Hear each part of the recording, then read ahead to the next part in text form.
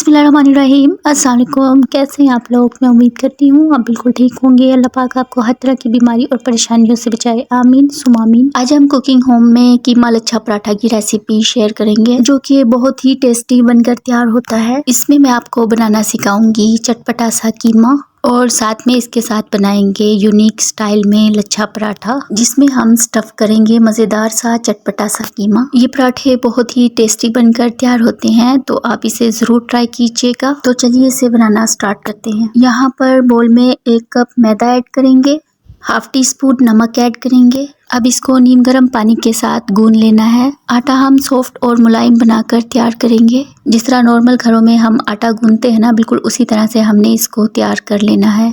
थोड़ा थोड़ा पानी ऐड करेंगे और इसकी एक डो तैयार कर लेंगे।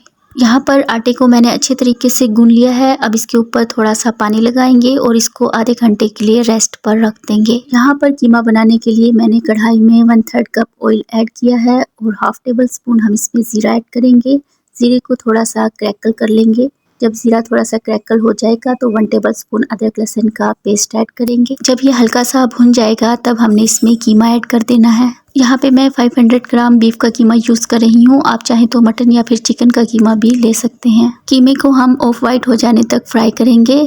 जब कीमा ऑफ वाइट हो जाएगा तब हम इसमें हाफ टेबल स्पून नमक ऐड करेंगे, हाफ टी स्पून लाल मिर्च पाउडर ऐड करेंगे, 1/4 टीस्पून हल्दी पाउडर ऐड करेंगे और इन सबको अच्छे तरीके से मिला देंगे और इसकी 2 से 3 मिनट भुनाई करेंगे। जब इसकी 2 से 3 मिनट भुनाई हो जाएगी तब हम इसमें 1 गिलास पानी ऐड करेंगे। इसको थोड़ा सा मिक्स करेंगे चम्मच की मदद से और इसको ढककर 15 से 20 मिनट तक पकाएंगे मीडियम फ्लेम पर। तो 20 मिनट के बाद यहाँ पर कीमा हमारा अच्छे तरीके से गल चुका है। तो इस पॉइंट पर हम इसमें बाकी के इंग्रेडिएंट ऐड करेंगे। 1 टेबल स्पून कुटा हुआ धनिया ऐड करेंगे, हाफ टेबल स्पून कुटी हुई लाल मिर्च ऐड करेंगे, हाफ टी स्पून गरम मसाला पाउडर ऐड करेंगे, हाफ टेबल स्पून कसूरी मेथी ऐड करेंगे।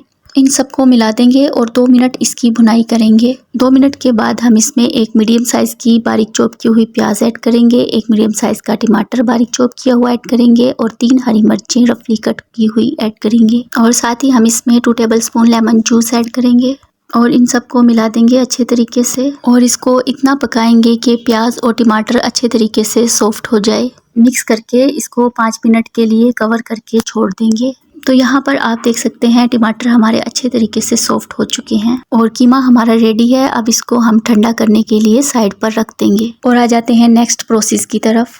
यहाँ पर हमारे आटे को रखे हुए आधा घंटा हो गया है। अब आटे को हम बोल से निकाल लेंगे और इसको हम थोड़ा सा नीट कर लेंगे। इसको हल्का सा नीट करने के बाद हम इसमें से पेड़े कट कर लेंगे। तो यहाँ पर मैं 4 पेड़े निकालूंगी इसके अंदर से। इस तरह से आपने इसको डिवाइड कर लेना है 4 हिस्सों में। अब इसके बाद हम इसके पेड़े बना लेंगे। कोशिश कीजिएगा कि पेड़े एक ही साइज़ के हों। तो यहाँ पर पेड़े को हम अच्छे तरीके से स्मूथ कर लेंगे और इसी तरह से हम सारे पेड़े तैयार कर लेंगे। यहाँ से हम एक पेड़ा लेंगे और काउंटर पर मैदा डस्ट करेंगे और पहले हाथ की मदद से इसको थोड़ा सा बढ़ा लेंगे और फिर हम इसको रोल करेंगे। इसको हम मैक्सिमम रोल करेंगे, जितना ज़्यादा ये रोल हो सकता है उतना हम इसको रोल करेंगे। और अब हम ब्रश की मदद से इसके ऊपर घी अप्लाई करेंगे। घी अप्लाई करने के बाद इसके ऊपर थोड़ा सा मैदा डस्ट करेंगे और इसको फोल्ड कर देंगे इस तरह से और इसके ऊपर भी हम घी अप्लाई करेंगे ब्रश की मदद से। इसके ऊपर भी मैदा डस्ट करेंगे। अब दूसरी तरफ से फोल्ड करेंगे, इसके ऊपर भी घी अप्लाई करेंगे और फिर से इसके ऊपर मैदा डस्ट करेंगे और फिर इसको इस तरह से रोल कर लेंगे। घी आपने हर लेयर पर लगाना है, लेकिन हल्का हल्का सा लगाइएगा और फिर इसको इस तरह से रोल कर देंगे। इसको दोनों हाथों से दबाते हुए रोल करते जाएंगे।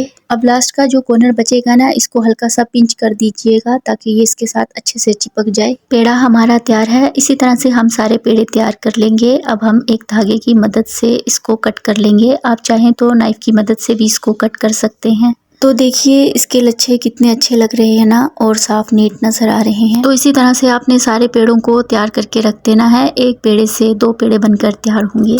अब एक पेड़े को पहले हाथ की मदद से फैला लेंगे और फिर हम इसको बेलन के साथ बेल लेंगे। आपने दोनों पेड़ों को एक तरह से बेल लेना है और अब हमने इसके अंदर कीमे को स्टफ़ करना है और कॉर्नर पर हम हल्का हल्का सा पानी अप्लाई कर देंगे और दूसरी वाली रोटी को भी इसके ऊपर रख देंगे जो हमने बेल कर रखी थी।